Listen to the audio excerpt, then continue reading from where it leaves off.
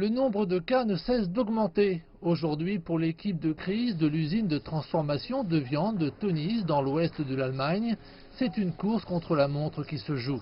Les tests de masse se poursuivent. Il faut tenter d'identifier les cas et les isoler. L'ensemble du personnel a d'ailleurs été placé en quarantaine.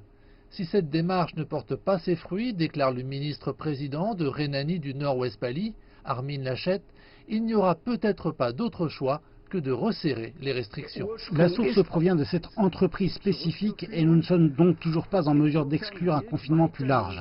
Cette nouvelle flambée est certes la plus importante, mais ce n'est pas la seule. Des émeutes ont éclaté ce week-end dans la ville de Göttingen, dans le centre de l'Allemagne, en Basse-Saxe, à la suite du confinement imposé à 700 personnes. La police contrôle désormais qu'elles restent bien chez elles.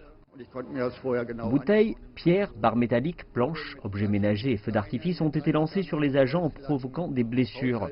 La police a eu recours à la force, notamment à de nombreux gaz lacrymogènes. Les habitants semblent désespérés.